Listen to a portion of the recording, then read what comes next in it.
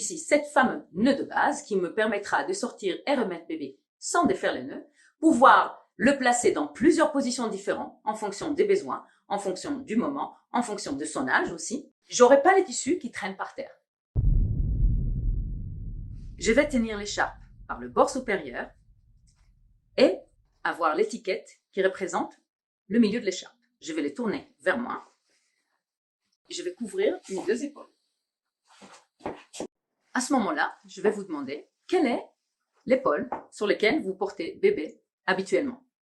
Pour ceux qui n'ont pas encore le bébé, vous pouvez juste décider, comme ça, au hasard, une épaule. Cette épaule-là, on va l'appeler l'épaule qui porte.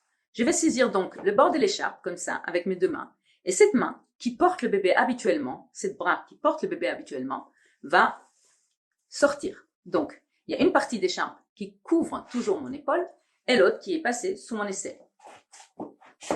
En fait, ce que je vais vous demander maintenant, c'est de prendre l'étiquette qui est maintenant dans votre dos et de la faire glisser et de la faire pivoter sur le devant. Et ça, vous allez le faire en tirant avec ce bras qui porte ces bras. Vous allez faire glisser donc l'étiquette jusqu'au moment où elle arrive et qu'elle couvre votre torse. Cette épaule-là, qui est justement couverte avec le pan de tissu, nous allons prendre ce pan et nous allons le transformer en bretelle. Je vais donc froisser le tissu que je vais centrer que sur mon épaule comme un débardeur.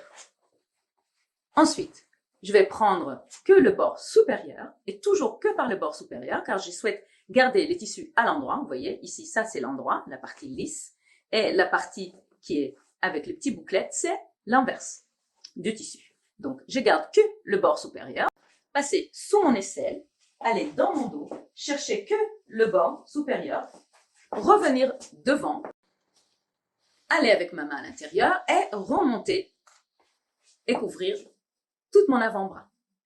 En couvrant mon avant-bras, j'élimine tous les frances et tous les plis et puis je reforme à nouveau une bretelle.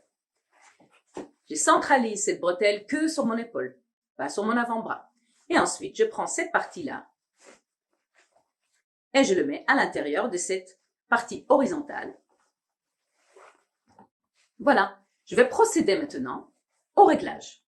Alors, le but dans le réglage, c'est que l'écharpe vous épouse un peu comme un t-shirt. Il ne faut pas qu'il soit trop serré ni trop relâché. Je vais vous donner 3 points de contrôle. 1, c'est que cette partie centrale ne doit pas bâiller. Vous voyez, elle ne doit pas descendre. Donc, on veut l'ajuster. Comment je vais l'ajuster?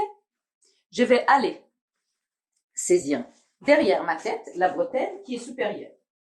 Ou bien la bretelle de mon épaule forte. Je vais tirer vers le plafond et vers l'avant.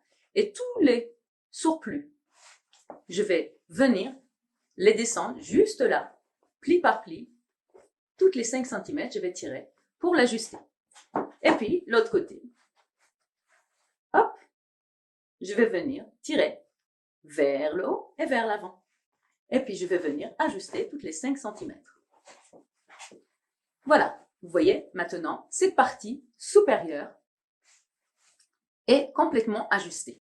Un autre point de contrôle, c'est de voir que le X dans le dos, la façon où les bretelles se croisent, ça tombe vraiment au niveau de ma nuque. Ça, c'est un autre point de contrôle.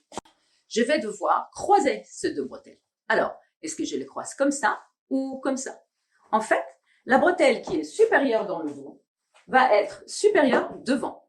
Ou autrement dit, l'épaule que j'ai décidé qui sera l'épaule qui porte, cette bretelle-là va passer par-dessus l'autre. Et voici ma 3e point de contrôle, c'est que ce X-là doit être vraiment au niveau de mon plexus. Je continue donc à croiser mes 2 bretelles pour que vous puissiez mieux voir. Je vais le faire sur un côté, puis de l'autre côté. Le but ici, ce n'est pas tourner ou vriller l'écharpe autour de lui-même. Donc, on va toujours garder cette partie lisse visible et la partie bouclée vers l'intérieur. Ça veut dire ici, je vais la déployer sur mes côtes et puis je vais tourner. Je vais la coincer entre mes jambes, juste en attendant, prendre l'autre bretelle et puis la déployer sur mes côtes, sur le haut de mon dos. Puis je viens faire ici un nœud, un double nœud final pour sécuriser le tout.